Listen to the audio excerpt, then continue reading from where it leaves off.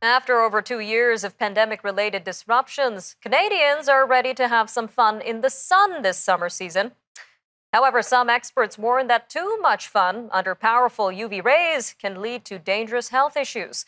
A new study published in Frontiers in Medicine warns of rising rates of melanoma in Canada. And what's interesting is that those living in southern and coastal areas are most at risk of developing this deadly form of skin cancer, according to the study led by McGill University.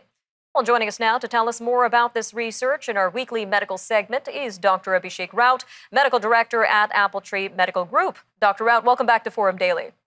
Great to be here. Now, after 2 long years of COVID-19 concerns, why should Canadians consider protecting themselves from skin cancer in particular, Dr. Raut? Well, it's interesting. Melanoma, or skin cancer in general, is much more common than we think. It's actually more common than all the other cancers combined. So there are about 80,000 skin cancer diagnoses in Canada per year. 8,000 of these are melanomas. And so what's concerning about that is that incidence of melanoma is really going up. In the early 2000s, it was about 12 cases per 100,000. But now the national average is closer to 20 cases per 100,000. So another way to really look at that is every 66 minutes, someone gets diagnosed with melanoma. That's a concerning rate of melanoma, Dr. Raut. Now, why are those living in southern and coastal areas more at risk? We've had previous research that really has suggested that there's been ozone depletion as a result of climate change, and that may certainly play a factor in melanoma diagnosis. Now, that's really been well established, but we know that there are other factors that are coming into play as well. More affordable travel to sun destinations, longer life expectancy, so that gives people more time under the sun, and more time to develop cancer are a lot of these contributing factors, especially for those of us more in the south. And taking a look at melanoma in particular, we know the study looked at melanoma. So what do we know so far about this condition?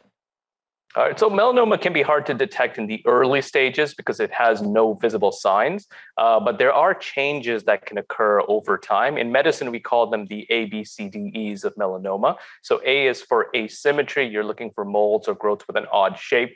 B is for border, so uneven or notched borders. C is for color, looking for moles with different colors or getting darker over time. D is for diameter, so moles that are larger than 1/4 inch in diameter. And E is evolution, so looking for changes in time. So the idea is if you see these changes in the ABCDEs, they are suspicious and you should contact your doctor for a check. And what other health risks do UV rays from the sun pose, Dr. Raut? Right, so we've talked a bit about skin cancer in general. There's also premature aging and other skin damage. So chronic exposure to the sun causes premature aging signs. The skin can become thick, wrinkled, and leathery. In fact, what's interesting is 90% of visible skin changes that we attribute to aging are actually caused by the sun. We also have cataracts that can certainly cause a loss of transparency in the lens of the eye clouding, which causes issues with vision, of course. And then finally, the immune system. We know that the skin can mount a strong defense against foreign invaders, cancers, and infections, but overexposure to that UV radiation can weaken the immune system. It can reduce the skin's ability to protect against these invaders. All right, Doctor, a little over a minute left here, so let's talk solutions. What kind of steps can Canadians take to protect themselves from such skin diseases? So I think applying sunscreen is quite helpful with doing any outdoor activities. That's the first thing we should recommend.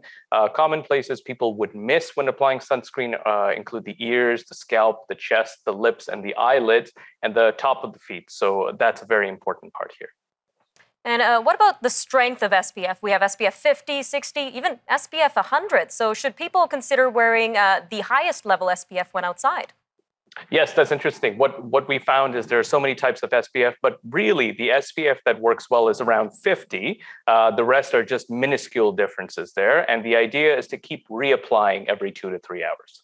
All right, Dr. Raut, a quick 30 seconds left here, but any last messages for our summer-hungry viewers looking to get out and enjoy this season? Look, we know with school is almost out, the warm weather is beckoning, soaking in the sun is going to be high on a lot of people's list of summer activities. Enjoy yourself. Don't sit at home. Enjoy the outdoors as much as possible, but try not to get a tan. All right, Dr. Raut, always great having you on Forum Daily. We'll see you again next week. Take care.